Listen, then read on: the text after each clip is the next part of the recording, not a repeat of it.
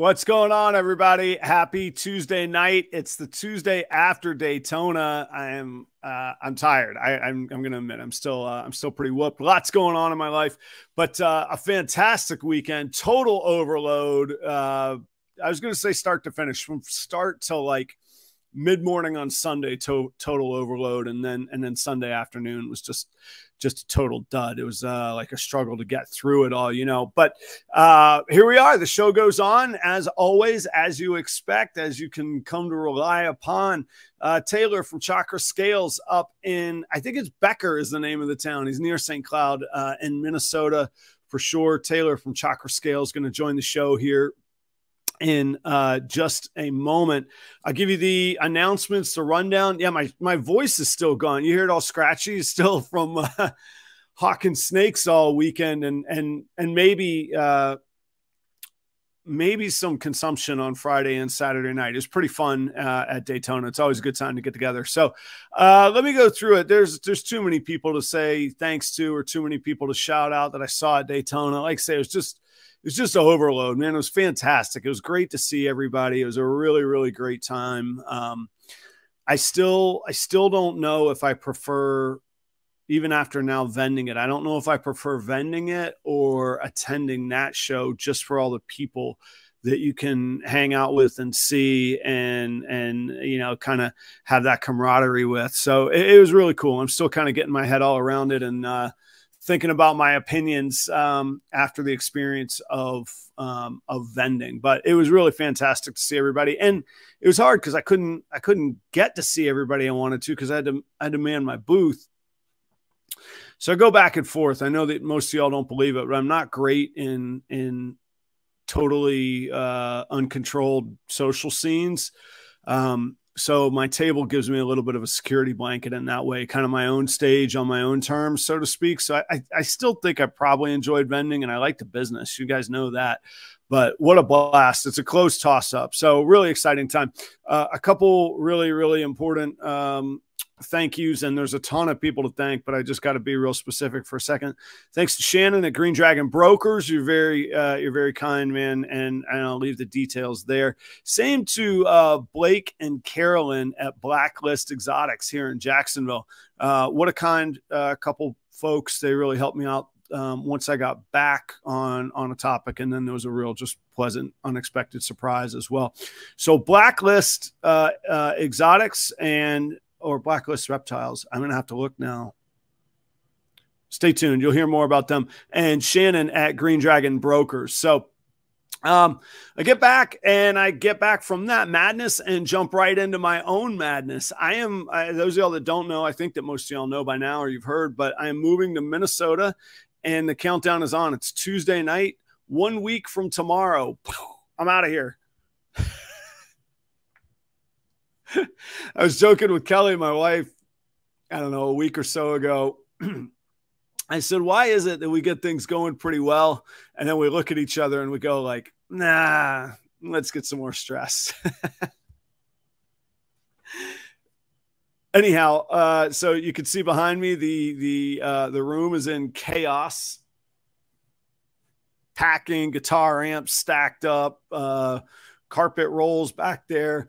Hold back racks and hatchlings back there. They'll come with me in the truck. But next Wednesday, we head out. Before next Wednesday, I got another 2 clutches coming. One of them, I'll find out if I hit any dreamsicle action this year, which is pretty cool. Thursday, tune in to the Proper Cup of Joe show on the same channel, Proper Royals channel, 7:30 a.m. My good buddy Joe, who is not a snake guy, he's like the everyday Joe. We just talk, we hang out, a little bit of snakes, a little bit of business, and a whole lot of community. That's my new catchphrase. I'm trying it out. I kind of like how it goes, though. Joe came to Daytona and was absolutely baptized in the fire of Daytona breeder shenanigans for sure. A massive, massive thanks and shout out and just incredible praise and thankfulness to Jeremy Baud. His vision, over a year old, a year and a half, he's been working on this. He got that guitar from me. He compensated me, by the way. I cannot let anybody confuse that or think that I donated it. I didn't. I'm proud to be a part of it, but this is Jeremy Bod's thing.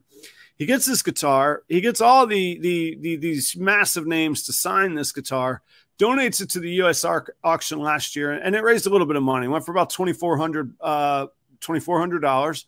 And that's good. That's a lot of money. We've all worked hard for $2,400 in our day. But I know that it wasn't the like show-stopping bid that he had hoped for last year, and that I hoped for, and that USARK had hoped for, and that everybody that signed it had hoped for. And Eugene Bissett is who bought it. He's a USARK Florida board member and a talk about an OG. He's one of the guys that signed the guitars. He's been breeding 40, 50 years here in Florida. Eugene got it in the hands of Daniel Parker from USARK Florida, the communications director. Daniel's a ripping guitarist. He starts recording their USARK Florida YouTube channel theme songs on it, starts promoting the guitar. We start talking about it again, and this real buzz starts. And what happened was the guitar gets auctioned and goes for $6,200. Fantastic. $6,000. Boom. We're feeling good. Daniel played it that night, just was ripping it, invited me up to tell everybody about it there in the auction room, which was fantastic. And then the winner of the guitar said, you know what? I'm donating it back right away. Write my check, give it to you, sign the guitar. I'm giving it back. And then it then went for another $4.5 grand. So flirting with $11,000. Jesse at Freedom Breeder ended up with it. And my understanding is it's going to be kicked out and kicked back into the USARK auction. Jesse will sign it and turn it back into the auction for Tinley, I think is where that guitar is going to make a scene. So it's finally doing what Jeremy always set out for it to do. And how cool was that to see that come to fruition, man? It's an 18-month project. It's like the time that we put into breeding. That happened with that guitar. So cool. So I'm really pleased with that. Let me address one thing. There's such an amazing community, and I'm a little bit melancholy about moving. I'm so excited. I'm really happy to be going. 80% of my feelings are happiness and excitement looking forward. There's a really bittersweet 20% of me looking backwards, and especially at this community in Florida.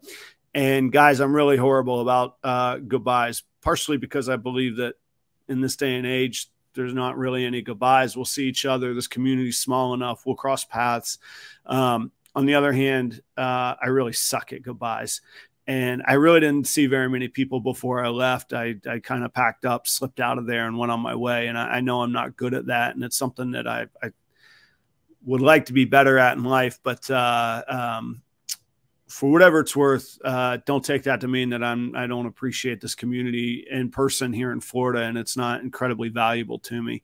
Probably more than I can express, because you guys made me feel so welcome and so special for so long, and have given me amazing support. So I got to shout out all the Florida breeders that have been really amazing to me. It was great to hang out with y'all. I know I'll see you again. I'll be back. We'll cross paths.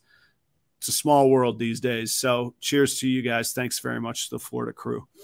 Last but not least, Casey at Goff's Reptile. Goff's Reptile. Casey, what's your handle, man? I should know this.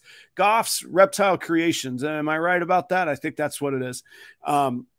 Casey Goff, he's a breeder over in the Florida Panhandle, and I can't say enough thanks to him as a Patreon supporter, and one of the very first like hardcore supporters of the show.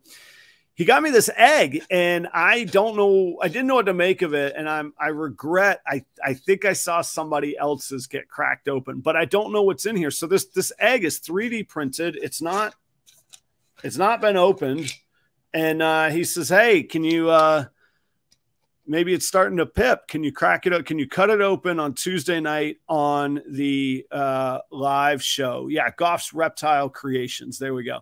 So Casey's in the audience. I believe his wife has this 3D printing business, and this is pretty cool. I know this thing was printed shut and printed with whatever's inside of it in there. Casey, I'm trusting you because the content on the show, if there's some weird toy in here, I'm going to be bothered by it. But no, you know what I'm saying. I trust you very, very much. You've been outstanding to me. Let's find out what's in this. I was told to you just break it when it's not made to. It's not made to be preserved, and it doesn't screw open or anything. So here we go.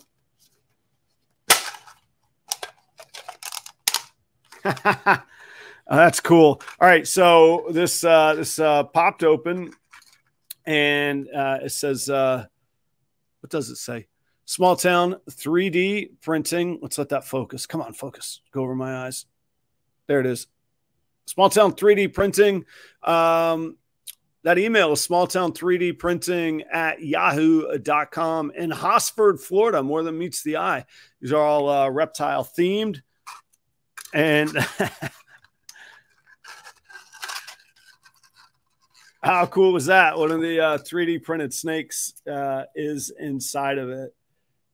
Casey, that's super cool, super thoughtful. Thank you to you and your wife. And you guys have been great to me, and I really appreciate it. I'll keep the snake with me. It'll go to Minnesota. And then we got this moment in the show kind of memorialized. You know, I've never held one of these things that's been 3D printed. Pretty cool. Pretty cool. Thank you for thinking of me, man. That's an ingenious idea. I love it. All right. So there's the wrap up on all the updates. Taylor from ChakraScales. If you guys don't know, Taylor and his wife Danny, they live on a farm up in Minnesota, just outside of the Twin Cities in the Minneapolis area. And Taylor came on as a guest on very short notice. I met Taylor.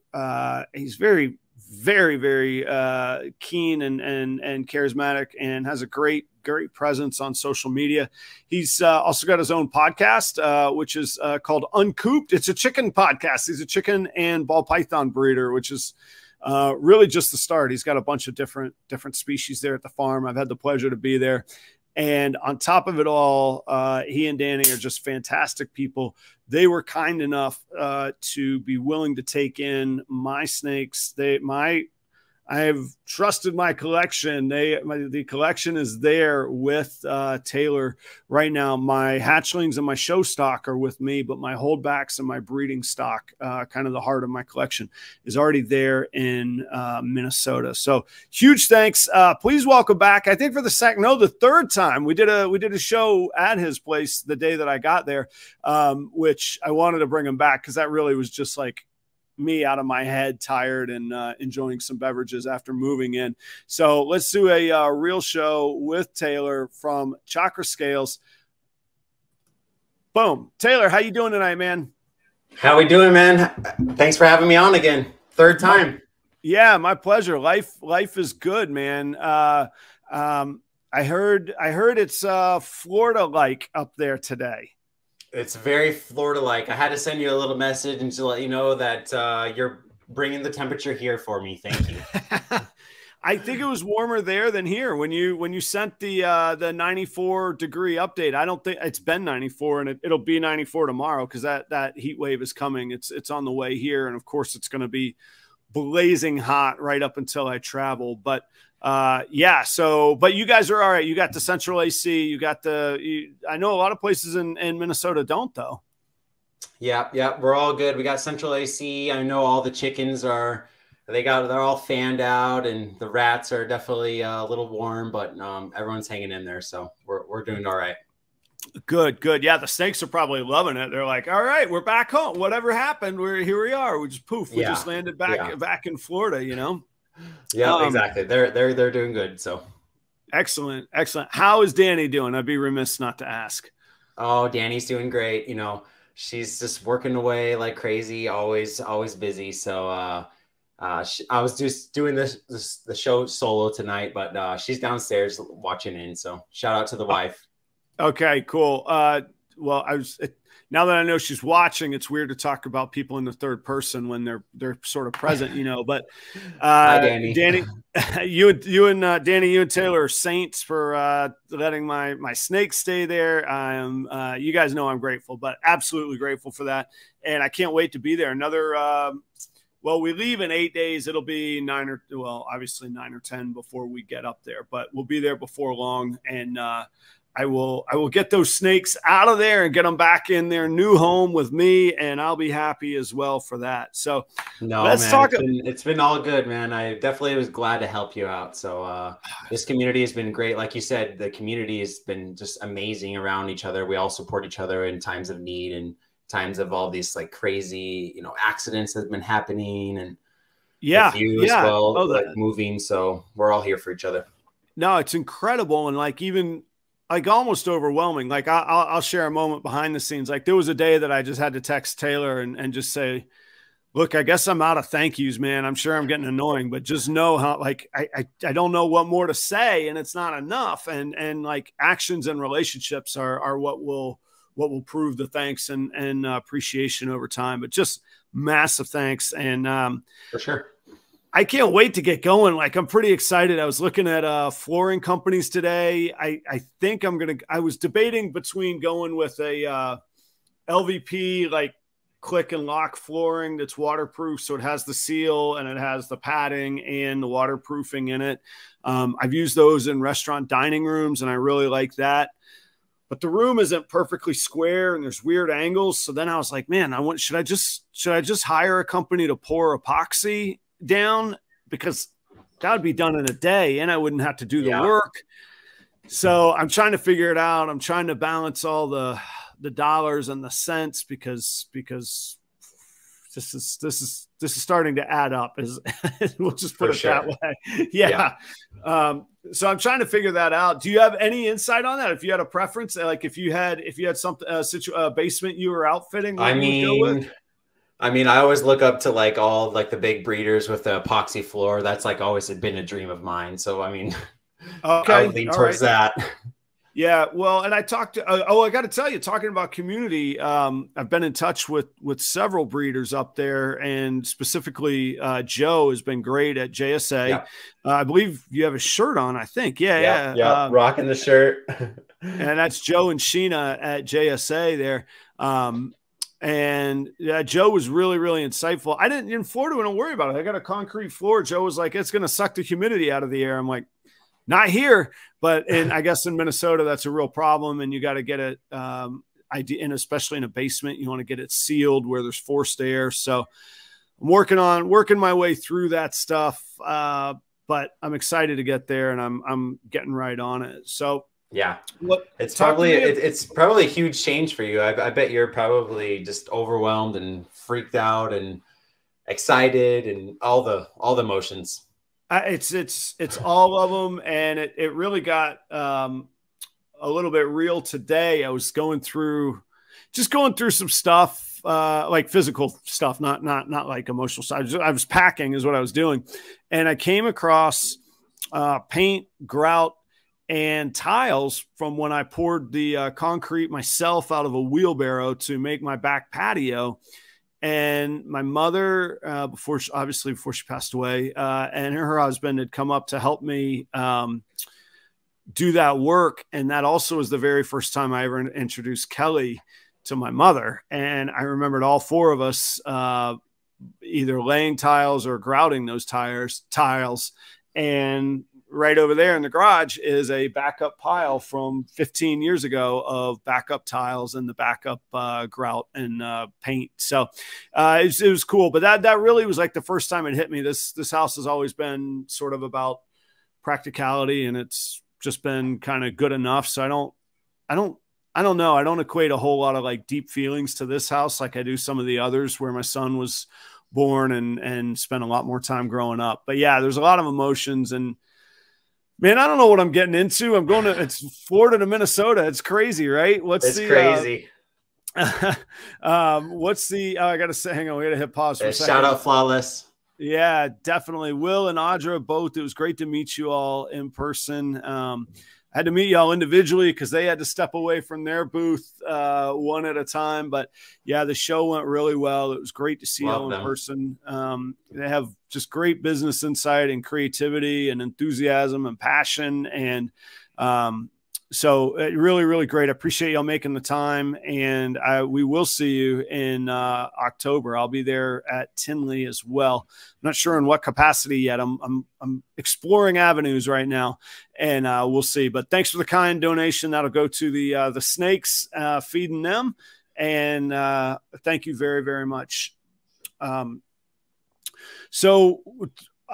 I'm trying to get my head around the scene up there, Taylor. I know that, like, you know, a few of the people, but like not so much talking about the breeders and the specific people in the community. What's like I wouldn't say the level. What's the focus of the community? Are ball pythons strong? Are they one of many reptiles that a lot of people are keeping? Are people trying to breed crazy things? Are they breeding pet grade things? Are we selling to snake discovery customers? Are we selling to, Canova customers? What do you think on some of those things? I mean, there's definitely a newer, a wave coming in. There's definitely some ball python breeders. You know, we got JSA, we got Dave Kaufman. That's really big into, all of the, snake, preservation and, education. You got, snake discovery is huge. They're just such a great representation of Minnesota. And I got to visit them a couple times, their facility. It's insane. It's beautiful. I hope that we can all meet up there one time and check it out. It's really cool. Definitely. I feel like I have to. I mean, I feel like okay, so all fairness, I didn't know that they were in Minnesota, and somebody was like, Emily, and I'm like, I don't know. I don't know Emily. And I'm like, snake discovery. I'm like, oh, okay, she's there. Okay, well then, yeah, there we go. We're in there. Okay, so go ahead. Yeah, sorry, I cut you off there. No. Yeah, I mean, I feel like Joe and Sheena and MBK. We got some bigger breeders that are coming up. Definitely. I like to say, me, I would like to say, me and Danny, definitely, we're hopefully making a little bit of a, way for the new breeders. Maddie over at MLS Snakes, she's been really cool too. She's really young and a very passionate breeder as well. Yeah, she reached out to me as well. I got to connect with her for sure. Yeah, she's been really cool. And Soda Balls, they're kind of like a little duo friends that are working on some great stuff as well. Yeah, there's been really a great community around, and been able to the shows. They got like one every quarter of the year, the cold-blooded expos. It's been really fun that's kind of where we kind of got our first snakes and reached out to all the different people, and we go every single time, no matter what, if we're looking for a snake or not. So yeah, so talking about the shows, so here in Florida, there's basically Repticon, which is, you could find a Repticon show in Florida certainly once a month. I mean, I think October was the only month that there wasn't. Well, no, in Florida there was. I just didn't go to it. It was either too far south or too far west. So you can vend every month in Florida with the same promoter. And then you have Daytona on top of that. And then there's the Reptilian Nation show. But that's really it. So, I mean, really it's a Repticon market. And I'm sorry, Show Me Snakes is here. But the Show Me Snakes, this is my perception. This is one man's perception. The Show Me Snakes seem to cater a little bit more to the pet market, and Repticon does a little bit better of crossing over from pet and breeder. Now that varies from location to location, and it does vary a little bit by geography, but in general, that's been sort of what I've understood and what I've experienced. Again, in fairness, transparency, I've only vended one Show Me Snake show, and that was in Jacksonville. So that's a very small sample size. But up there's not Repticon, but there's the cold-blooded, what is it? Cold-blooded expos. I think they're called cold-blooded. I know for sure it's cold-blooded. I mix up cold-blooded cafe whenever I think of cold-blooded. So cold-blooded expos, I believe it's called. Then there's the Show Me shows. And then there are like a smattering of like Emily and her, I guess her husband or her partner. What's his name? I should know his name. I don't. Ed. Okay. Emily and Ed, they have a series of 6 shows, three or four of which are in the Minneapolis area, and then Correct. 2 across the border over in Wisconsin. So 2 hours Yep. away. And the other thing in Florida is not a huge state, but lengthwise and north to south and east to west, it's extremely long state. Yeah. So I'm used to just vending in Florida, and plus we have our different crazy laws down here. So, but up there, you know, in 2 hours I could be in Eau Claire, Wisconsin. 3 hours I can be in Des Moines, Iowa, from where I am. In 5 hours I can be in Nebraska. And in 8 hours, I can be in St. Louis or Kansas City. And then Chicago and Tinley are 5 hours.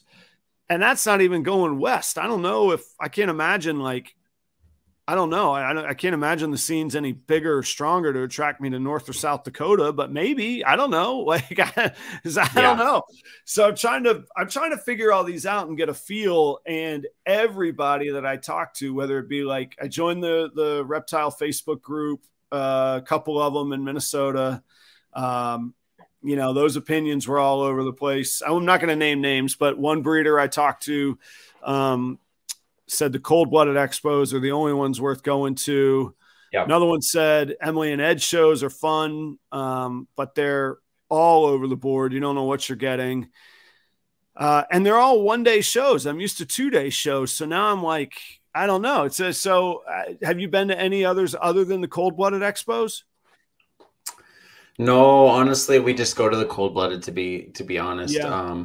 But like getting my read from everyone that's at the cold-blooded, you know, you got Chris from Epic Styles. He travels from Kansas City. You got, you know, right. Troy has been there from, I can't remember Best Dress. Where Troy, yeah. He's in Iowa, Best Dress. Yeah, Iowa. So he's been there. You got, you know, Kyle's Reptiles over in Wisconsin. So it's definitely able to travel. It's a good location where you can get, like, you know, you can reach out to all these different places. I know, you know, Joe and Sheena, they're able to go to, you know, Tinley, they go to Arlington, they go to, you know, all the cold-blooded expos as well. So I think you do have to do a little bit of traveling because there's not like any major shows in Minnesota. So yeah. So I made a spreadsheet because that's how I get through life.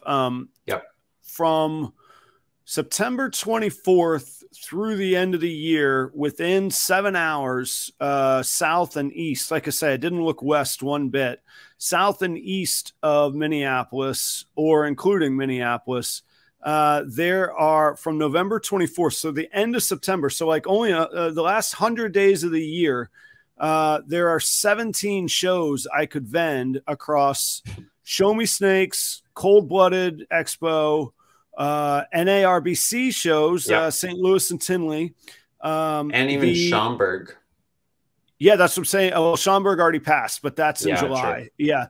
Yeah, exactly. Schaumburg is there. That's only 5.5 hours. The Exotic Pet Fair, that's Ed and Emily's show. And then there's these, like, I don't even know what to make of it. I'm not making this up. This is not some, you know, Florida boy that's not from there making a name up for it. There's a series of shows 3 times a year in Wisconsin, 5 hours from me, called Sewer Fest. And they seem to be really, really well regarded. So I'm trying to get my head around what all of these are, what each one caters to, what, you know, where to put my efforts.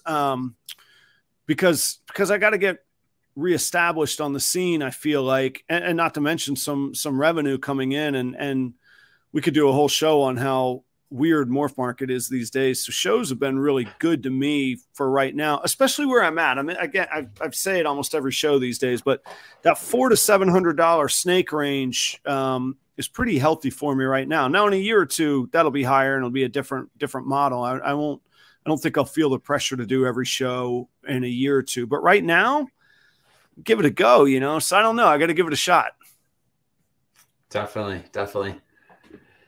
Are you looking forward to it? Do you have any kind of like fear of anything, or what's your hesitation? Yeah, well, I've got a lot of infrastructure overhead. I've got to outfit all of a workshop basement that I'm starting basically from scratch. There is a ceiling in there, but it's got to be covered. It's a horrible ceiling. I don't think I'm going to rip it out. I think I'm just going to put thin sheetrock over it, like professionally done. But I think I'm just going to get in there and go over that. I've got to insulate the walls, put those in. I've got to get a mini split heat pump put in, or I put it in myself. I can do the Mr. Cool mini splits, and I've got to get that floor. And that's just the snakes. I've got my family there. My son's going to start It's a whole school. nother thing. Yeah, my son's going to start school when we're living in the Airbnb, because we don't close on the new house for 2 weeks. This one closes here, and then it's 2 weeks later. I want the snakes to be okay. Obviously, we're worried about those when moving, sure, and then their health, So I am, yeah, I'm stressed all over. When I get stressed, though, I get to work. And one of the things I do, which I'm fortunate to be able to say, this wasn't always the case in my life. My finances are healthy. I am cautious of them all the time because of what we've earned and what we've put together and put away. And we have benchmark goals. We're ahead of our benchmark goals again, which I'm thankful to say. I don't say that bragging. So that's like kind of where I get like peace from. I'm like, all right, let's just get piece by piece, just get it done. Know that the money's there. Don't worry about it for right now. And I still have my consulting client. So there's that money still, but I don't like. So this Daytona show is August 18th. It's going to be, it's likely going to be 2 months before I vend another show. And the shows are good income for me. So two months with that gap is not that exciting. Then again, I have booked myself already. I've already booked shows. Let me see. St. Paul, Minnesota, October 21st. I will be vending at the Exotic Pet Fair. That's Ed and Emily's show, the 29th. So that's the following weekend. So back to back in Hastings, Minnesota. I think that is that a suburb? Must be, I guess. Yep. And then the 7th, October 7th, is the Tinley NARBC. I'll be going to that. I don't think I'll be vending, but I haven't quite, excuse me. It's unlikely I'll be vending. I'm not ready to say I don't think I'll be vending. I'm pretty persistent, and I'm pretty good at a challenging situation. So I've got kind of three different angles that I'm working. And I know it's impossible for ball python breeders to get in there. So I'm aware of that. Save the lectures, everybody. I've heard it. But hey, maybe I'll see you there.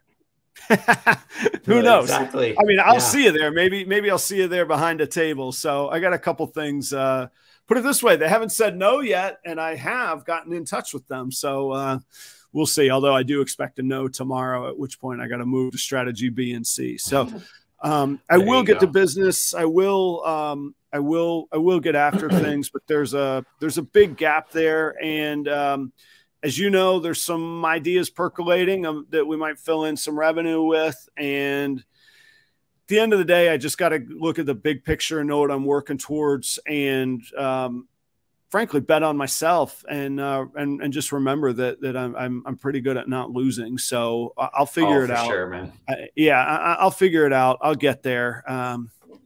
One thing at a time, though, man. 8 days, I'm leaving. 8 days, craziness. That's it. It's crazy. Yeah. You're moving cross country. Yeah. So anyhow, I am excited. I'm just trying to get good sleep right now. I'm trying to get healthy. My back is still out of whack, man. It's, okay. I'll tell you one funny story from Daytona, and then we're going to go on to some topics about you personally, rather than just the area and the scene. I had these electrode massager things hooked up to me. So the doctor gave me muscle relaxers, which I can't take that and drink. So, I mean, I sound like an alcoholic. What am I going to do? So I didn't drink. But then we get to Daytona and hang out. And I'm like, well, I'm going to want to have a beer, and it's the auction and all that. So I'm going without those. And I got these electrode things that Kelly has when she has muscle spasms. And this thing works, man. These are like little, you know, you put them on your back, and it's got a little dial, and you can pulse it differently and all that. Well, somebody asked me about it because you could see the wires hanging out from under my shirt. They're like, what is that? And I'm like, oh, my back's messed up, and I was wearing this brace under my coat. Oh no. Oh yeah, and I just kind of, you know, getting through the day the best I could. And I showed it. Oh, and it was Jeremy at Snakes for the Memories, by the way. And I showed it to Jeremy, and he was like, man, how high can you take this thing? I was like, I don't know. We'll see. You can ease it up a little bit. And we had several drinks at that point. And right at that moment, somebody else said something to me and took my attention. And right then, Jeremy jacked it up, and like, I let out a yell that like I think the whole auction room could hear. And poor Jeremy, he felt horrible, but he didn't know how to turn it down. And my arms flailing, trying to get the control from him. Oh God. Yeah, Lou Balls knows what I'm talking about, man. That thing, I kept it on 3, and I think it goes to like 25, man. It absolutely just toasted me, man. So anyhow, but I'm good. I'm trying to get rest. We got tore up from moving some ARS racks, I think, right? Yeah, that was why. All right, look, I take full responsibility. This is me. This is my impatience. This is my craziness to begin with. Driving ARS racks across the country, sleeping on literally making a cot out of an ARS rack in the back of a van, sleeping in that van. We get there, but why in the world, in retrospect, this is an easy question, but why did we not just take it level by level and undo it? I thought about that later. Yeah, me too. I've thought a lot about it later. No idea, man. Yeah, we did it though. It's done now, but we got through it, right? Yeah, it's done, and I don't think there's no permanent damage. There's no bone damage. I'm gonna be fine, but it's wearing on me. And the problem is I don't sleep well because of the pain. So then my body doesn't recuperate because it's not getting the rest, and it just turns into this cycle that just doesn't do well. So enough of that. Let's take a hard left turn. You are, as I said in the intro, I first caught wind of you and saw you in your social media posts, and they're fantastic. Tell us about excuse me, tell us about your presence and kind of what you're known for. And I think it's probably mostly still in the chicken community, but you're getting there in the ball python community for sure. So tell us about some of that. Yeah, definitely. Yeah. So I've always been really interested in social media. So ever since me and my wife we moved on a farm here, I fell in love with the chickens, and I just kind of went from there. And I was like, you know, it would be fun just to kind of make some videos here and there. I loved all the video editing and, you know, all the different trends and all that stuff. So I just started posting on TikTok, and really just kind of grew from there. Just created a name, you know.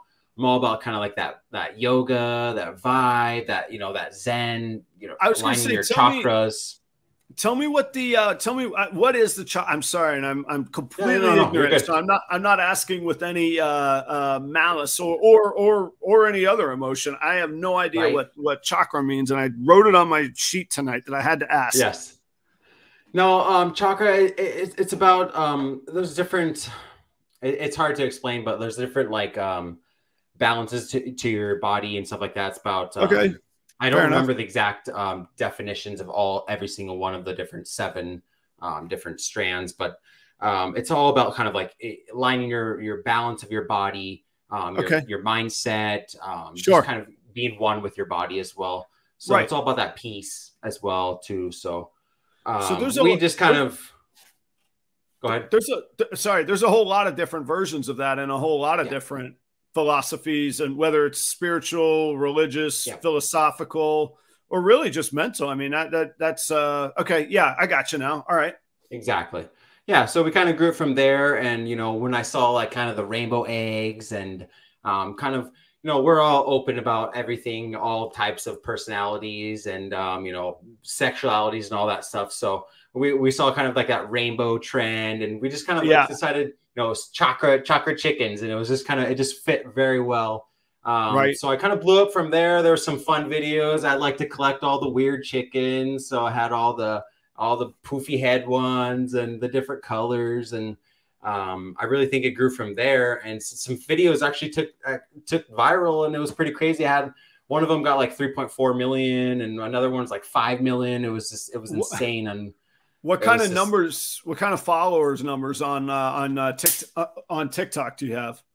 Yeah, right now we're like I'm up to like 43,000. So it's been really amazing.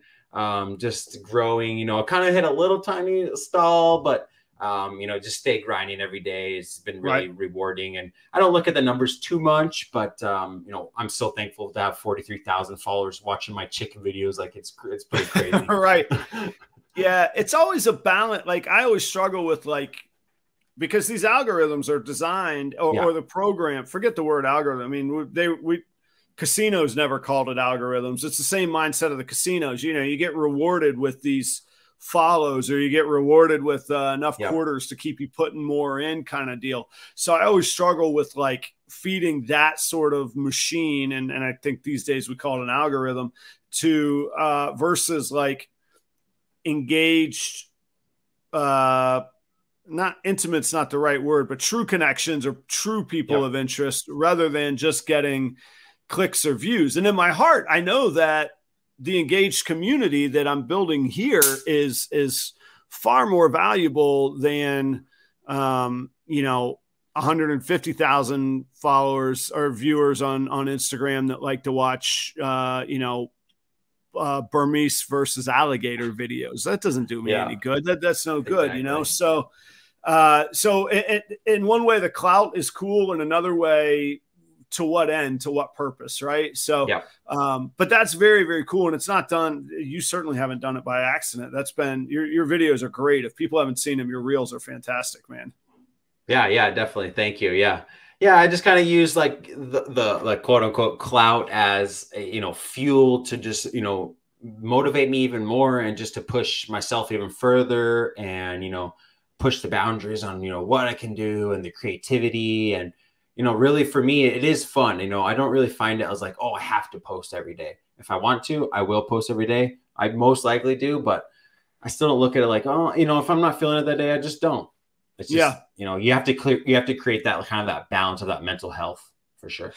Yeah. And I think, so I really do. I try and see it as work. I try and post every day. I post reels. I try and post a reel and a still picture every day. And I do ask myself, what am I working for every day? I'm working to be a ball python breeder and seller, and that be my primary industry. So then I find motivation in that. Okay. Yeah. All right. I'm excited. I'm going to go figure out something to post. But yeah, there are days, and actually there were a couple people yesterday. I found it, like I say, Daytona was just overload. I was like, man, I just need, I don't need to see another picture. I don't need to see another shout out. I don't need to see who saw what and who saw what, $25,000 snake. It'll be there the next day. I saw them today. I saw them Sunday. We're good. Life went on. I was fine. Yeah, I just needed I needed a little breather, mental breather, and physical for that matter, but definitely mental breather on that. So what do you find, or what platforms do you focus on, and what do you find the most value in them, and for what reasons?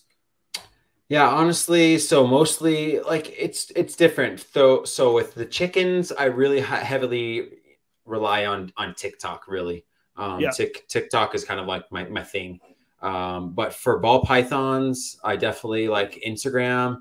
There's just been such a great community behind the ball python industry with the Instagram. Boza, shout out Boza. He's been just such a great person in the community. The man, right? he reposts everyone's stuff, and just so many great people. Just really, it's so rewarding to see, technically we should be competition, but we're not. We look at this community as we all lift each other up. It's been such a great community because with the chicken world, chickens, they can lay, 200 to 300 eggs a year. So there's a lot more competition. Anyone can pick this up and just start working and just hatching out like hundreds of chicks a year. You have 200 chickens laying, 200 eggs a year. That's X amount of, that's a lot of babies. But with ball pythons, it does limit you. It does limit you for sure. So this community that we're built up around the ball pythons, we all rely on each other. We kind of have to. It's weird, but we do.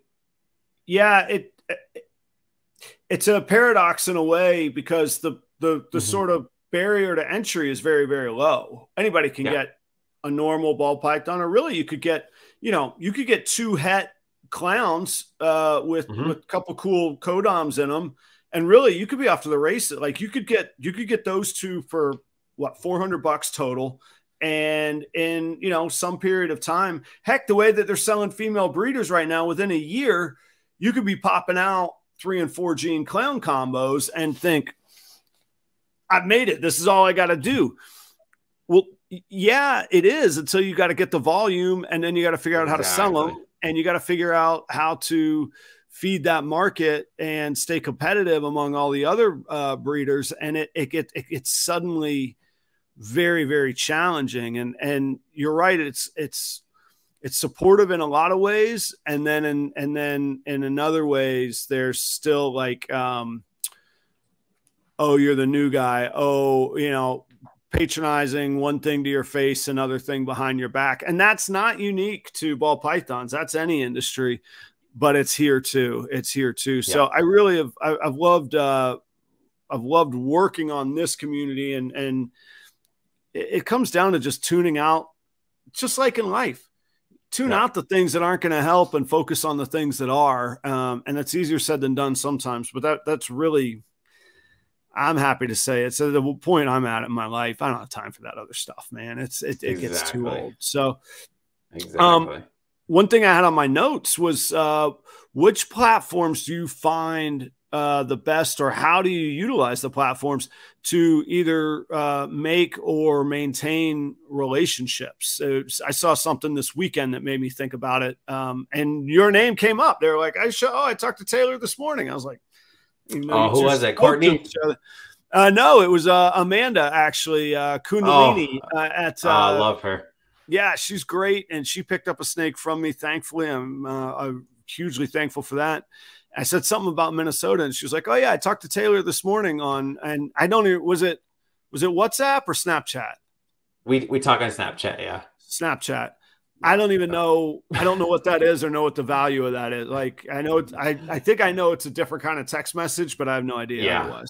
Yeah. No, I mean, honestly, Instagram is like my biggest form of contact with everyone. I just love to keep up with, different friends. I probably am involved in like 3 or 4 different group chats on Instagram, but through Instagram, I feel like I've reached out, people I talk to, Lace Balls on text every day, and Evan, we FaceTime once a week, and just different people. It's been such a great reach out for me, connect with people, because when you own all like 40 to 100 to 200 snakes, people look at you like, what the heck are you doing? Yeah, no kidding. Yeah. So, where do you tell them you're moving your family to Minnesota and you're going to run this operation out of your basement? And everybody is like, well, what are you going to do for work? And I'm like, do you know what I've been doing for work for the past 2 years? Like, I'm going to keep magnifying that is what I'm going to do. Exactly. Yeah. So when you're able to like kind of reach that community that you've, connected with this, this crazy, industry that we're involved in, it's just, you got to keep those people tight, and you can relate to a lot more than the average person. So it's been great. Yeah. How far out are you from, or do you ever want to, I'm assuming, but what's the next step for you? Are you looking to vend soon, or will you stay, are you selling anything yet? Are you still holding everything back? What's your outlook on that? Yeah, I mean, so I had a lot more hopes of this year, you know, a lot more busier, but you get kind of hit with realization that, you know, females take time. These are animals, and it's not just like you're going to pop out all these babies, but, Yeah. you know, I'm Yeah. very confident that the end of the year towards 2024 is going to be really, really great. I've been breeding 6 to 8 females right now. Okay. So I have the goals of vending for sure, Yeah. but obviously right now I don't have, you know, the animals to sell them. I have 5 up listed that we're finally able to sell. I'm going to be listing these pretty soon here. Oh, So different cool. pieds. So I'm really excited to kind of get that my feet wet into the whole, you know, selling some snakes and listing them and seeing how it all goes. I know it's going to be rough and it's going to be hard, but I've sold animals. I know how it goes. I'm not just going into it blind. Right. Yeah. And we've had some conversations behind the scenes. I believe Yep. that fully. I mean, you're as determined as anybody I've seen. And I will say, for those of y'all that have not ever stayed on a farm with chickens, they are up at the crack of dawn, and Yeah.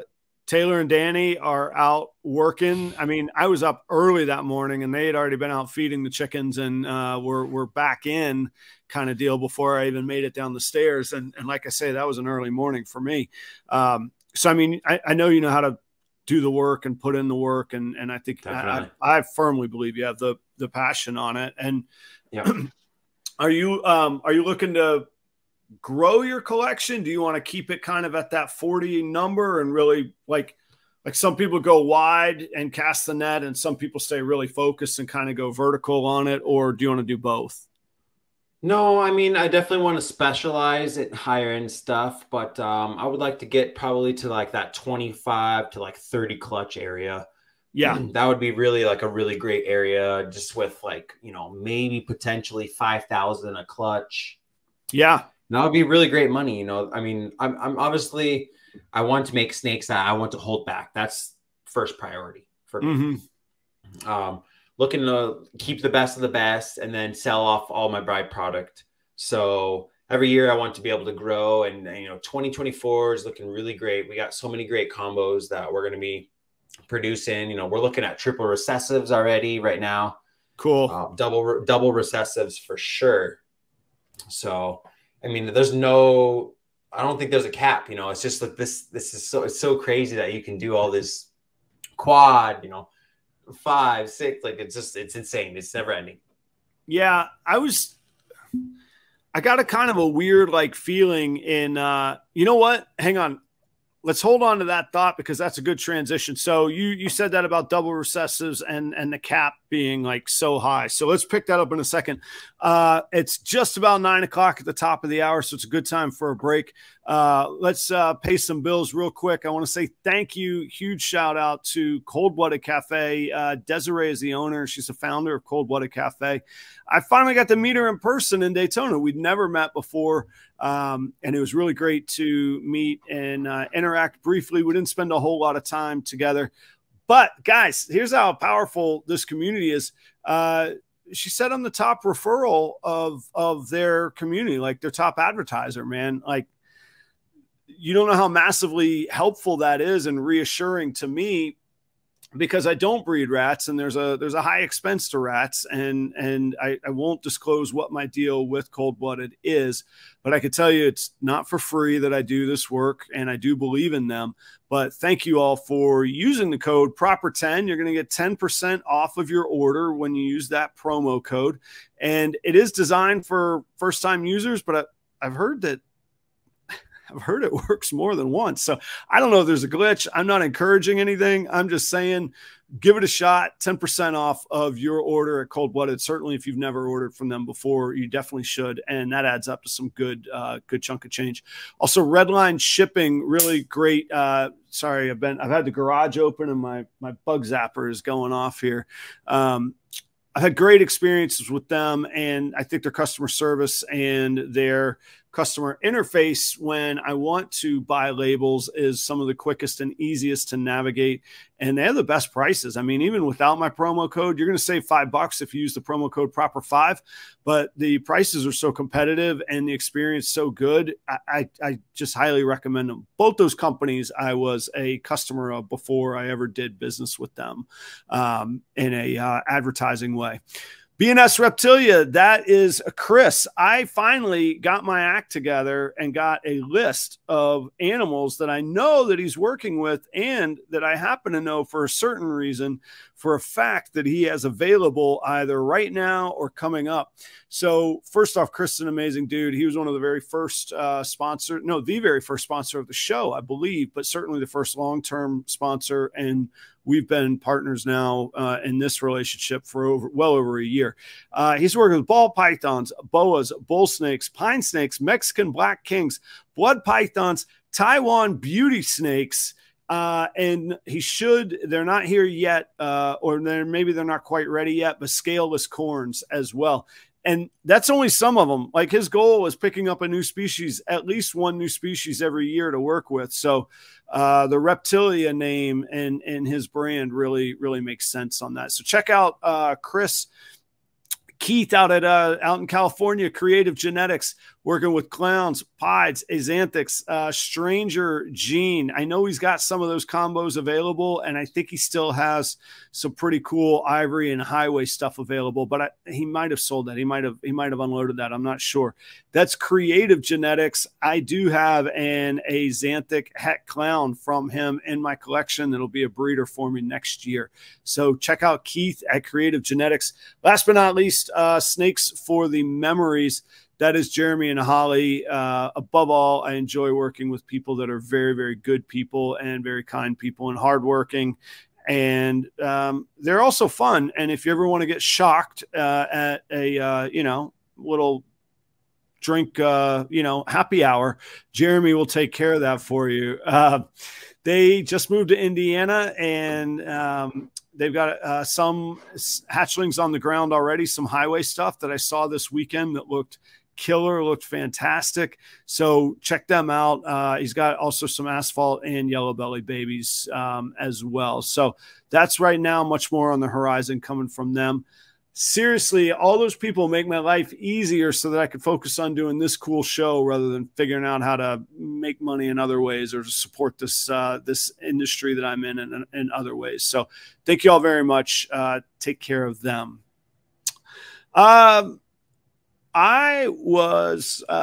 We were talking about there not being a cap as to what the sky the limit is. And we were talking about double recessives.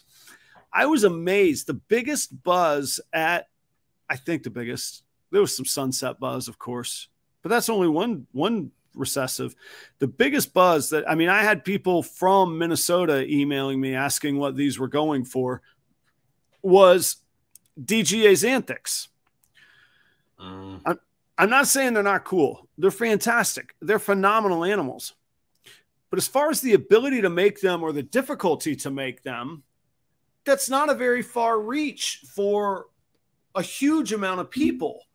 And that was the biggest buzz. I know Bob Vu had one. It was a black pewter DG axanthic that was $25K, and George MD had several that were not for sale, no price listed whatsoever.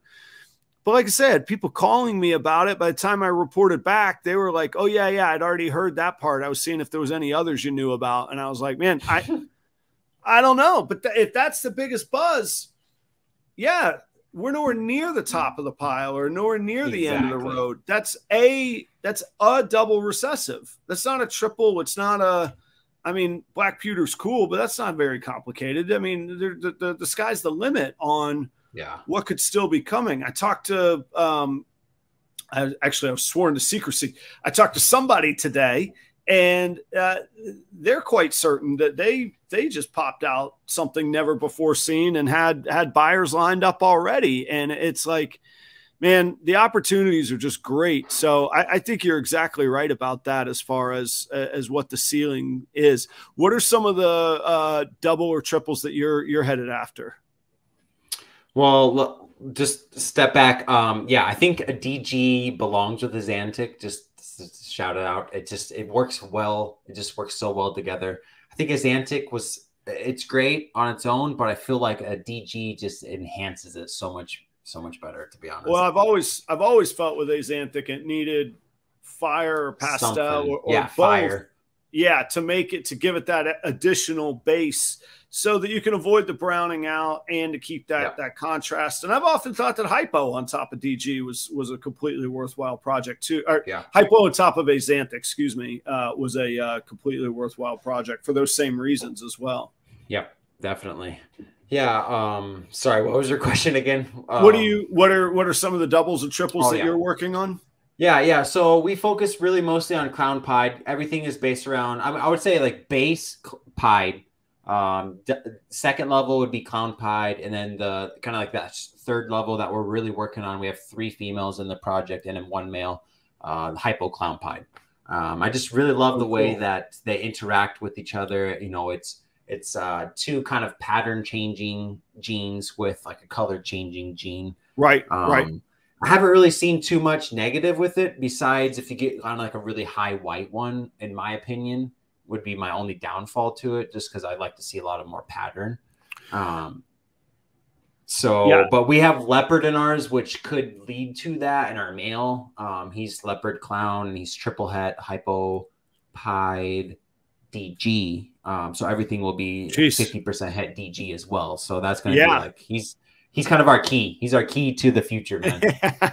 Has he locked and bred yet, or you haven't? Oh, for sure. He's locked. Okay, he has. Okay, good. He's locked with 4 different females now. He just recently, I think I sent you a picture. He locked with a hypo female from Fireballs, Jeremy. She was 8 years old. So she's probably produced some crazy some babies in the past. But you know, potentially looking at making some leopard hypos that are, you know, triple het potentially. Yep. Yeah. So very cool. Very cool. I'm excited to see it. I was going to say I'm behind on some of it, but that's not. It's so easy to get caught up in like the comparison trap and forget like what you have. Like that's my incubator right there. Right there in that incubator. 1 week from today, I am all but certain there'll be dreamsicles popping out of there. And I cannot wait to see some dreamsicles for you. Oh man, I'm saying. And then, so, I mean, you think about stuff like that. I think about, you know, I'll have hypopides, and next year I'll have one of my favorite projects that I'm after right now is the super gravel. I'll have super gravel clowns, which it just clicked with me. I was like, just work the super gravel project like a recessive project. That's all, you know, that's all. It's the same thing genetically. So like I say, I just recommend for anybody, especially starting out, like, don't get overwhelmed. Don't get feeling like, oh, I got to follow this. I got to go do this. Like, do what you do and keep forward. Cause man, it's hard to, it's so easy to get like I say, like overwhelmed, or just hearing somebody else talk and you're like, how am I ever going to do that? You're like, don't worry about how you're going to do it. Yeah. It's really easy to get caught up in comparison and all that stuff. So in this industry, I've learned to just kind of stay focused, stay your route. You know, you believe in what you research the heck out of what you're doing, and kind of really dial in on what projects you want to work on, and, you know, pick maybe 1, 2, 3 that are really going to, you know, do it for you, and just focus the heck out of them. Yeah. And I would, in my own experience, I wasn't good at, and I'm still not good at going, well, here's exactly what I want to be after. But then when it landed in front of me, when I saw what Super Gravel was doing, and that there hadn't been that much done with it, and then what I saw that had been done with it in the way of a clown or in the way of an ultramel, but only scratching the surface, I was like, man, I can make some waves here, and that looks incredible. And it was like really, really reinvigorating. There's genes that other people are just so massively excited about, where I'm like, it doesn't do it for me. It doesn't mean there's anything wrong with it. It just doesn't do it for me, kind of thing. And that's hard to say to some people, because man, some people they're like, no, you.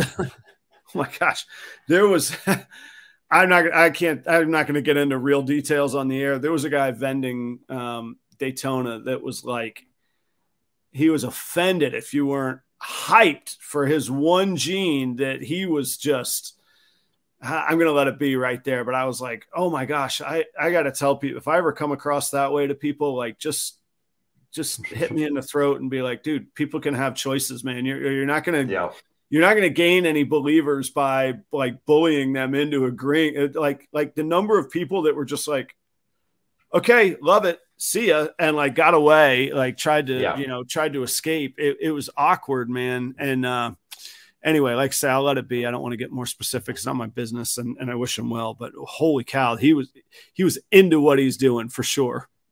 Hey, you know what? I appreciate kind of those kind of people that are just really passionate about their projects and stuff like that. We kind of need those people, honestly. Because those are the people that help. You just hit that one combo with the right gene, and boom, you never know what's going to turn out. So, no, in a way, you're completely right about that. And communities are like that too, right? Like I have, the last thing I want to do is get into politics, but I have friends that are very staunch supporters of their cause, and like I'm on their side, not their side. I agree with their points. Yeah, but I'm like, dude, you're not the guy. Like that's not going to help. But it takes them to get the needle moving to you know what I mean? And that's on either side. And there, so there's that whole spectrum of people. And I do agree with you.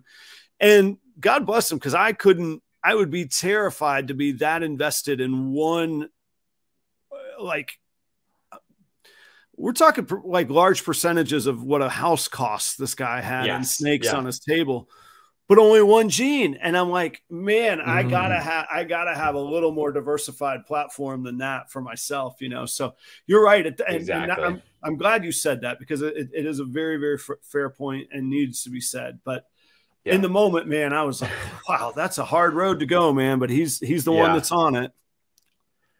Yeah, definitely. And Dale said,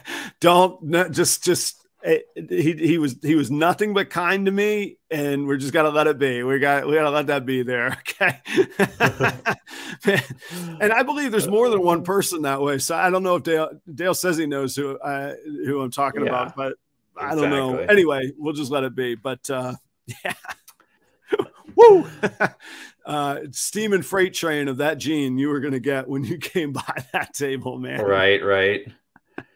Yeah. Besides the clown pied stuff, passionate about the Dreamsicle project as well. And oh, cool. We're adding clown into that. We recently got a lavender albino that's a double het clown pied male. That's going to be kind of a big help for us into that project. So we got like 4 females that are involved in that project. So hopefully shooting for that holy grail. I just really love the way that the clown pied looks with the lavender albino as well. It's fantastic. Have you ever talked to Phil at Finger Snakes? Do you know who I'm talking about? No, I don't think so. His handle's Finger Snakes BP. He's in the audience often. He's not here tonight, but that's like his thing, and he's been after it for a long. He's hit them before, but he's at the level now where he's adding in codoms on top of it, So or aiming to. I think that this is first year of it, but anyway, he's a great resource. As a matter of fact, I might even have him out in Minnesota sometime. He builds solar battery powered packs, so that all of his facility is fully self-powered and independent of power loss and all of that kind of thing. Keith says he's here. Anyway, you guys can connect. I'll introduce y'all on. Yeah, I mean, hitting anywhere between like the lavender clown to like the dreamsicle is just all. I mean, they're all beautiful animals. So how could you go wrong with any of those triples? Yeah, exactly. That's the best part. That's the best part is like hitting. If you don't hit your triple, you hit all these amazing combos: hypopides, hypoclowns. Lavender clowns, lavender, pieds. It's just that you can't go wrong with it, honestly. No, and I have to remember that. I mean, it's not on the same scale of what you're talking about, but Yeah. like I just had a clutch. So I hit a super enchy clown, which is cool. Yep. Great result. But my misses were super enchy het clown females. And I remember being like, oh, I missed. And I was like, that's a pretty good female, actually. Super enchy het clown. Not too bad. I'm moving up in the world when that's my disappointing miss, you know. So yeah, again, anything super kind of treat as like a recessive. So, you know, that's always a win. Exactly. Well, and especially when it's a het for something and it's female, like great. Exactly. I can't, like I said, I can't go wrong on that. So I'm excited about that. Sure. Taylor, what else are we going to talk about? What other topics we got to yeah, hit? No, I was going to ask you how was your day first kind of like Daytona vending experience? Like, did you do well? What was your overall experience of it? Did you enjoy it? Yeah, I did enjoy it. It was really good. I'm glad I did it. And thanks for asking. It was this weekend. I suppose we should talk about it, but right. It was, yeah. What are we talking about? Hey, how about Daytona? It was really good. I'm still trying to piece together my full thoughts on it. Like I don't know that it's the show that makes the most sense for me to vend yet, because I didn't. Some snakes. Yeah, I sold snakes. I didn't do incredible, but I did. And you guys know I'm transparent. So I did 2,000 in revenue, which is, I think anybody would be. I wouldn't say anybody. I think a lot of us would say to ourselves, if we could make $2,000 in revenue on a weekend, that'd be pretty good. But Daytona has a higher overhead. You're staying at the Hilton 2 nights. You're kind of going all out. Your table's $300. That's just for one table at Daytona. So, I mean, the reality is I was probably in for close to a little bit under, but close to $1,000. So, you know, I still came out well in the black. It was great for cash flow because I had a few people that did pick up some animals and then pay off balances. So my cash flow was actually even higher than 2,000, but new revenue was 2,000.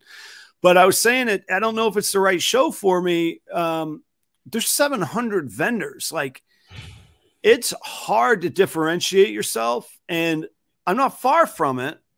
Talk to me in a year or two if I'm making super gravel clowns or I've got double recessives on the table, but it's really hard going, slinging banana pieds and, you know, Candinos and super gravels and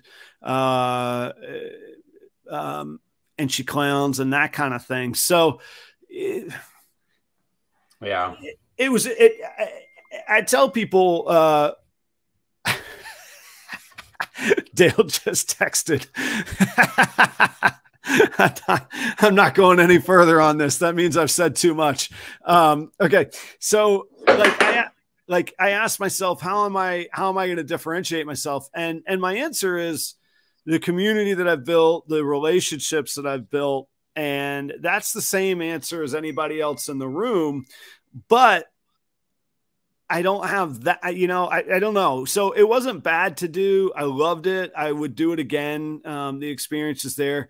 Am I going, you know, yeah, it was earth shattering, life changing. No, it was a blast. It's a fun weekend. It's absolutely worth doing.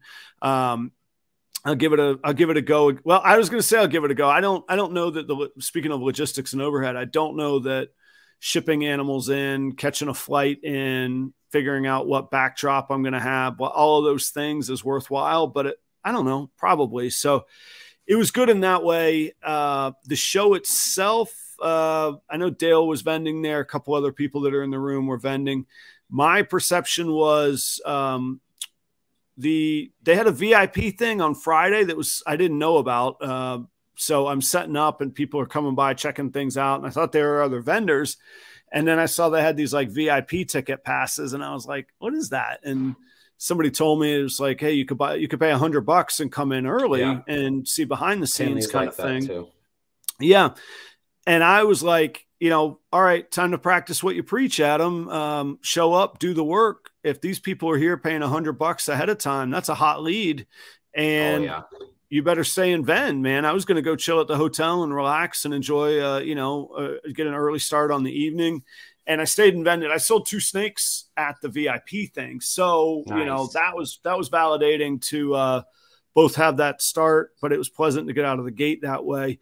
And then Saturday, my perception overall was that it was solid all around. It was good for me. And thank goodness it was good for me, because Sunday was a dud. Sunday, there was very little traffic. Now, shoot, let me give you some context. I was literally the very last table in the second room. So there were higher traffic areas, but on the other hand, I heard from another breeder from, well, I better be careful what I say. You guys are cracking codes way too fast on me. I'm going to get myself I'm going to have haters. I'm going to have drama, man. I don't want to have drama. There was another breeder that I know pretty well. She said that she sold one $50 snake all weekend. So yeah, that's a tough go. So anyway, that's kind of the overview, but yeah, I love it. The setup is so good. The hotel is relatively nice. It's not a Ritz-Carlton, but it's nice. And it's right on the beach. The indoor lobby is just hundreds of yards long, because there's 2 connected towers and then like restaurants and shops and common areas in between. So you can just hang out and you don't know who you'll see. And it's this massive facility too. I mean, Dale, how many people do you think were at the auction that night? I mean, I would bet there was 700 to 1,000 people at the auction.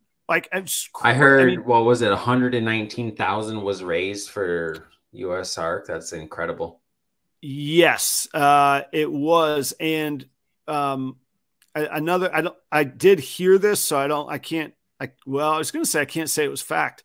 I take it very strongly from I can't say who I heard it from, but I have it on very, very good information that first, that's the most money they've ever raised, 120 grand, 119 I think was the total.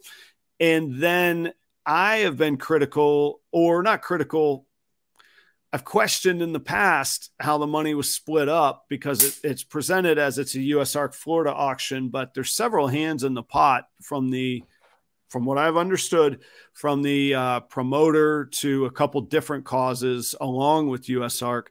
And this year, my understanding, again, from what I was told, is that all the parties came together and agreed that the current legislative threats and the current lawsuit expenditures warranted every bit of that money, all of it, going to US ARC Florida, which is pretty cool, man. Pretty cool.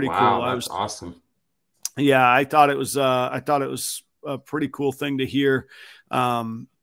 So yeah, I mean, all of those things together, like I said, I would have gone just as vacation, just to go hang out and take it all in. And yeah, I mean, Kelly talked me into vending. Go ahead. The fact that you could make $1,000 off of those, like, kind of connections and probably having a good time, you know, I mean, you can't really go wrong. No, you can't go wrong. And I got, I just got this fantastic list of people that have committed that they're going to come to the show and be on the show, and others that, want to see me in Tinley or said, hey, you know what, I might have an idea for you, this and that kind of thing. So just, all of those things that I think pan out over time and do really well. So I did not, somebody asked about the mimic gene. That was Keith asked about the mimic gene. One of the things I didn't like about the show, or that was challenging for me, is that was basically a one-man show. So I didn't have a chance to walk the room. Like, sure, you're on duty the whole time. So I didn't, and usually I don't walk the room anyhow, because I end up spending money, and like, I have to remind my, like, I'm there to work. I really am. And I have a tough time. I've been told some people perceive that I come off standoffish because there's work mode at them, and then there's like fun time at them, and they don't overlap very well. So if you catch me in work mode, sometimes I can come across like a little bit overbearing or something. which is ironic from what I just said about a fellow vendor. But so anyway, I did not go see the Mimic Gene, but throw Brandon Brandon's Nixon comment up there. Yeah, and that's where we're getting to. Yeah, Brandon said he's did a video with Carlos, and that's going to be on his channel tomorrow morning. Is this a new gene or what? Yeah, yeah, it's one that he unveiled, and it is shoot, I forget the breeder. Somebody help me out on who the breeder is so we can give proper credit here. But yeah, it's got this blue, it's this bright blue and yellow. I mean, it looks like a banana hypo with like Candino blues and purples in it, but it's its own gene. And I think I've only seen hatchlings and juveniles. I don't know who it I don't know. I don't know if there's any older than that or not. Yeah, OTB. So, but yeah, it was kind of the talk of the town. I don't know if anybody, I don't know if they made any available, and I don't know if anybody picked any up, but there was good buzz about it for sure. Was there any snakes that kind of stood out for you? Well, because you said you didn't get to see any, so did you get to see any? No, I didn't. I really didn't walk the show, and because again, I got.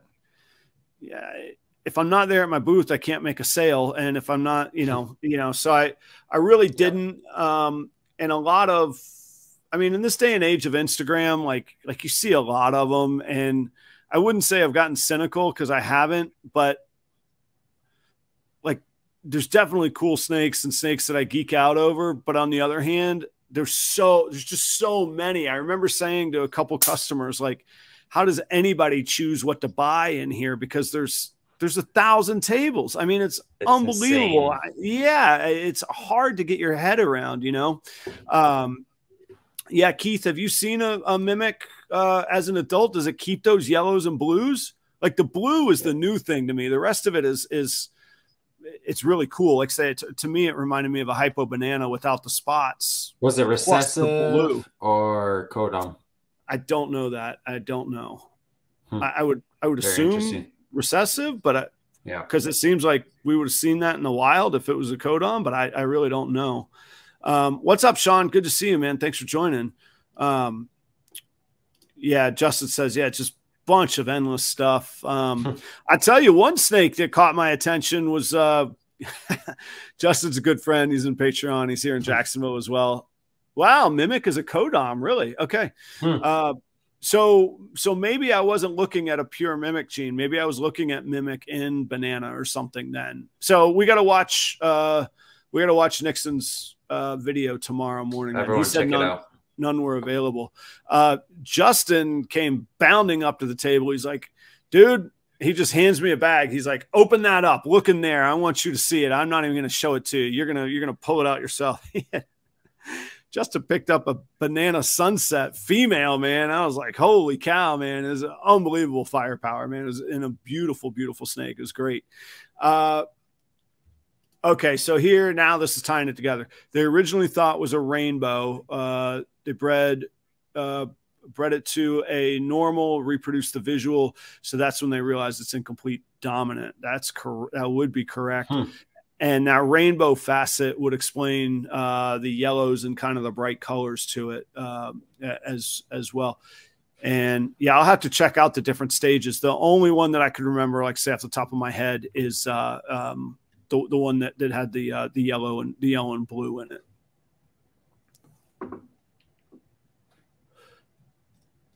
Just keeping up some more on the comments here. Was there any kind of connections that you built that, kind of people that you met up with that you haven't, met in person through Instagram and all that stuff, and kind of meet them in person finally? Yeah, there was, I actually made a list of like, I was like doing my homework. How is Steven's setup of this Terminator thing? His transformer camera setup. Did he have it? Oh, yeah. Man, I felt, oh man. Okay. So here, all right. So here's the story. I've actually forgotten all about it. So we went, so I think you're talking about, we were going to do the live show. We did the live show on Friday night. Yeah. Yep. Didn't work out.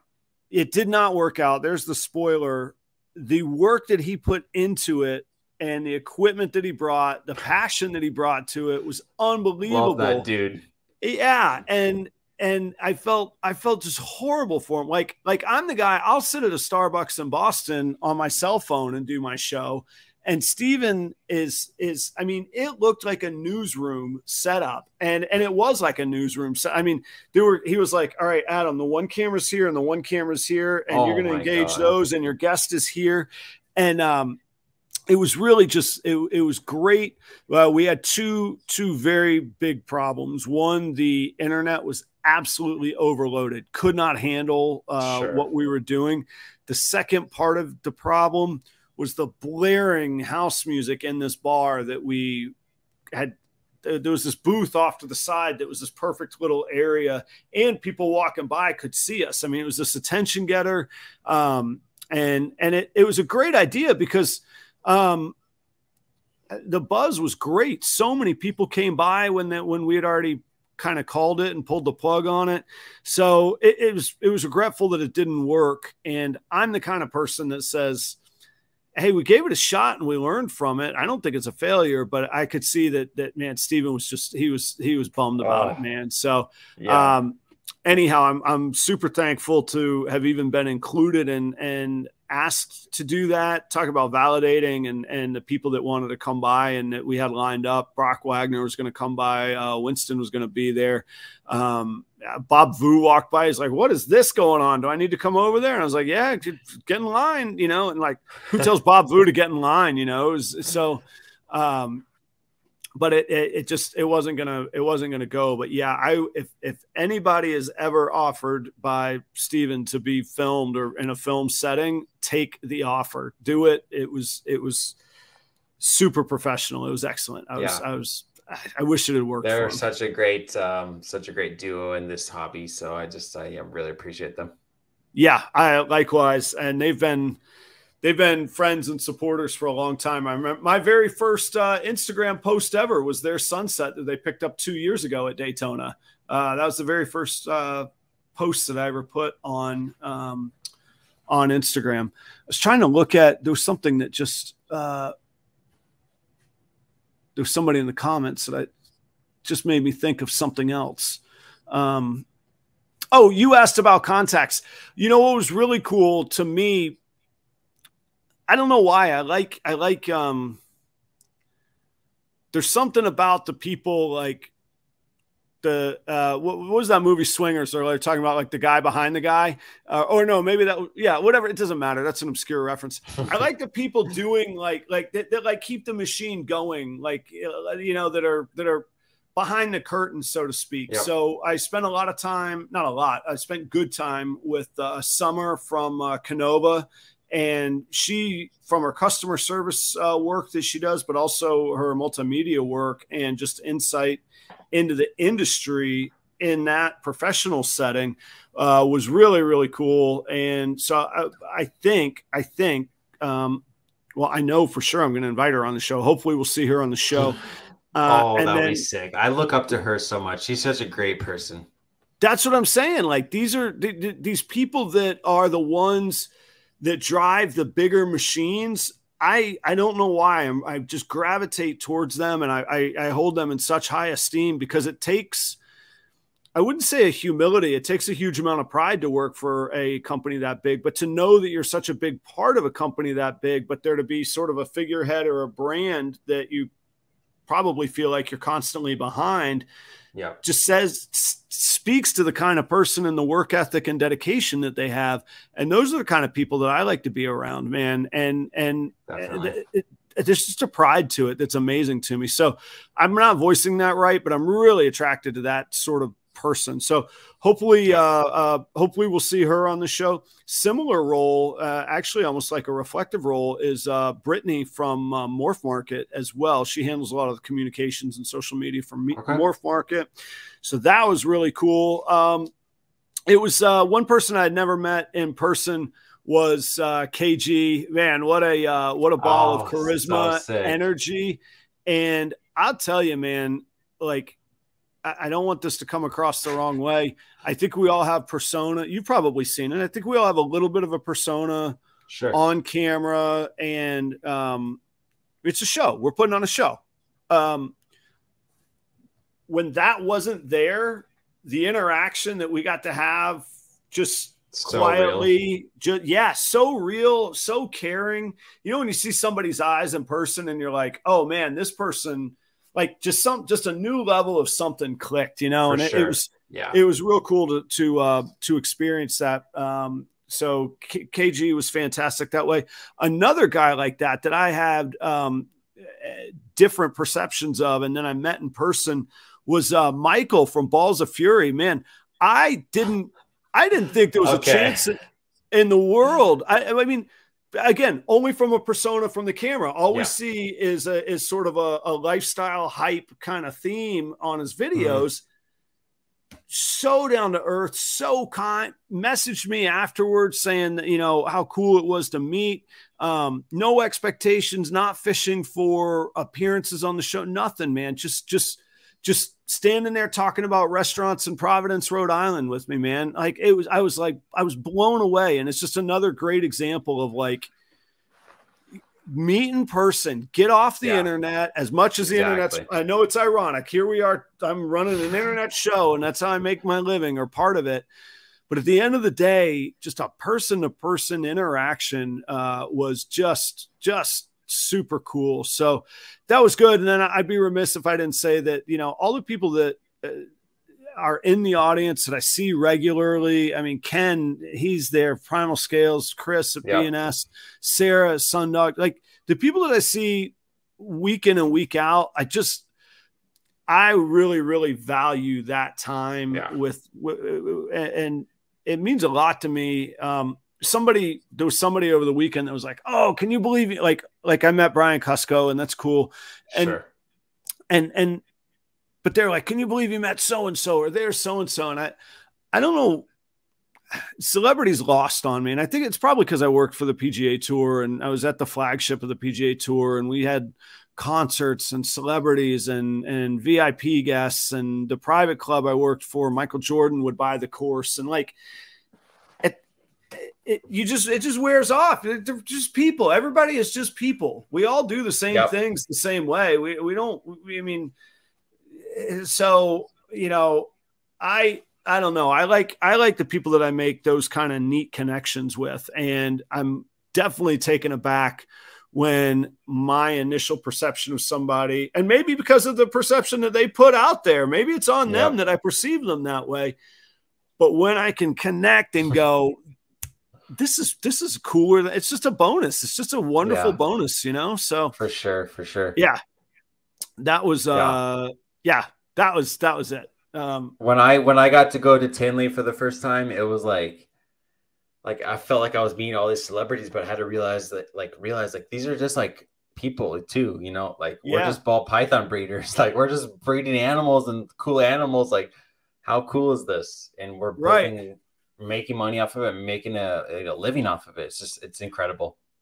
Yeah. When you find, if they are celebrities, when you find them, especially in their own element too, I've been lucky to be sort of on the cusp of some really, like I've gotten to open for some really big acts. And so like when you're sitting in excuse the language, when you're sitting in a shitty green room that's a picnic table and a concrete floor, and there's like, I wouldn't say my heroes, but people I really look up to, and they're in the zone they're not partying in the green. They're getting ready for their show. We're all just tuning guitars. We're all running through set lists. We're all like getting ready to go. And then you just go, this whole celebrity thing is nonsense, you know? And don't get me wrong. There's a couple people that I still like, I would like, if I met them, I would just turn into just a little fanboy, of course. But by and large, it was cool just to be able to walk up to people, say, I'm Adam. I appreciate what you do. And it's been, you know, it's been cool to be able to see you and say hello. And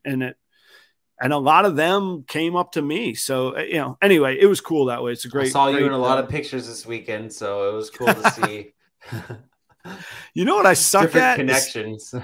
I suck at stopping to take, pictures with everybody, man. I looked at my phone. You're very inactive this weekend, bro. I know. Well, I was busy, man. I know.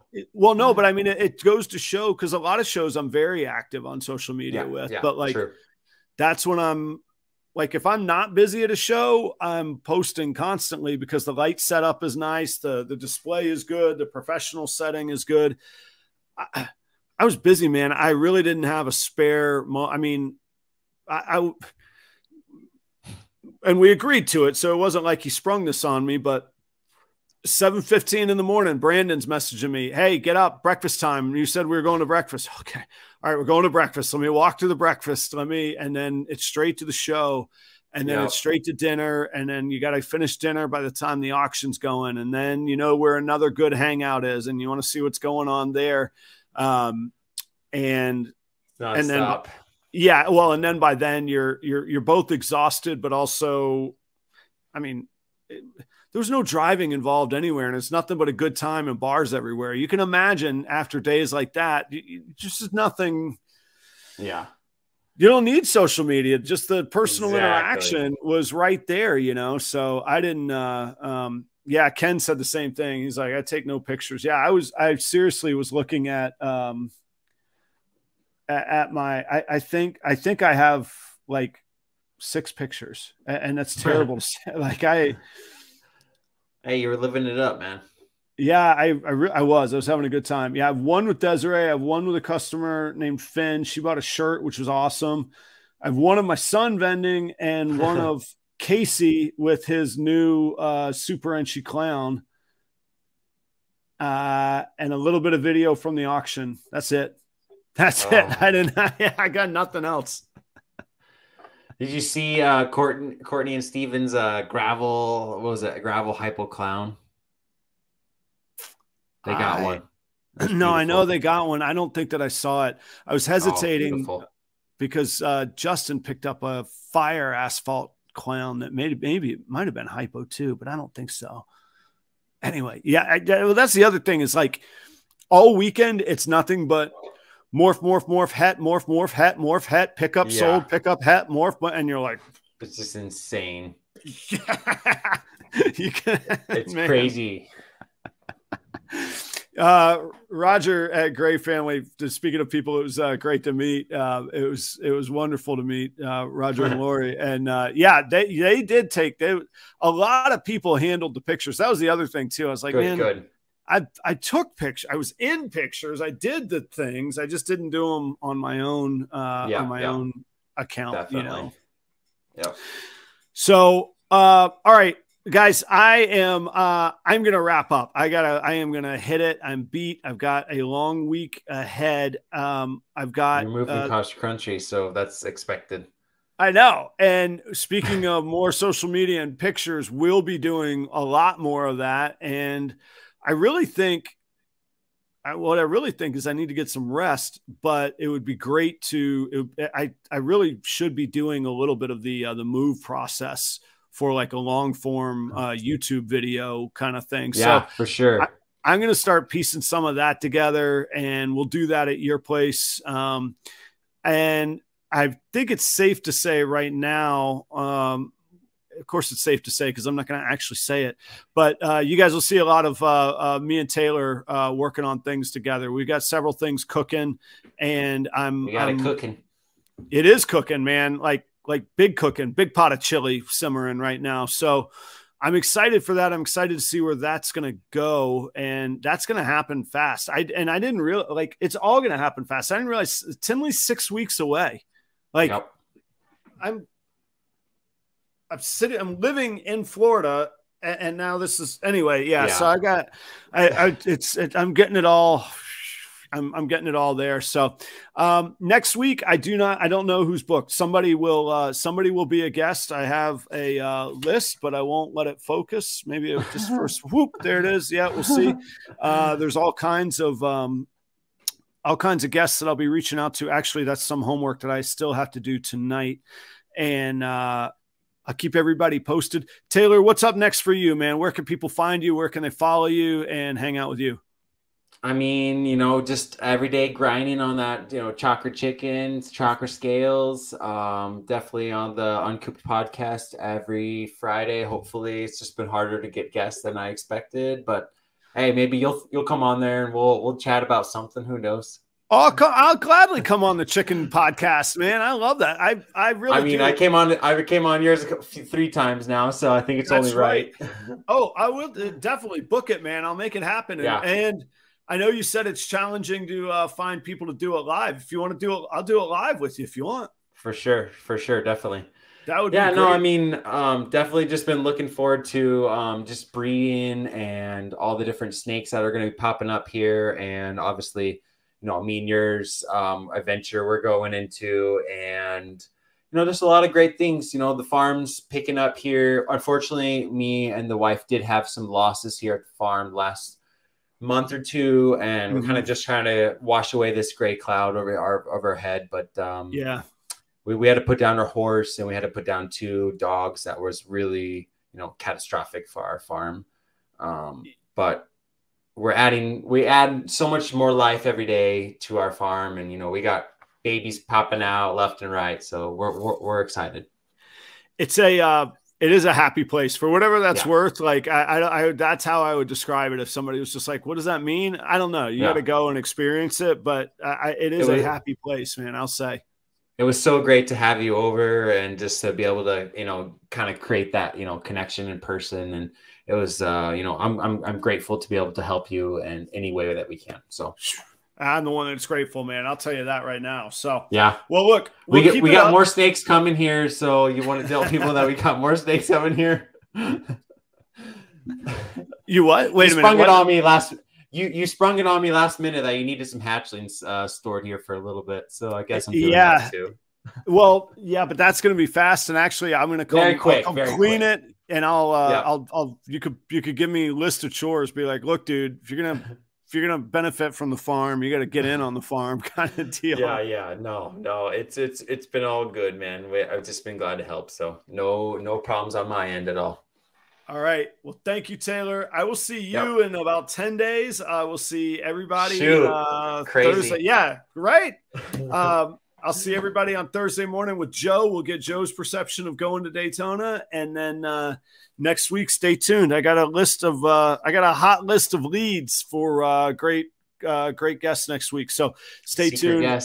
Secret guest. Taylor, take us home. You get the last word, man. Hey, thank you guys so much. Appreciate you guys. Proper Royals, we out.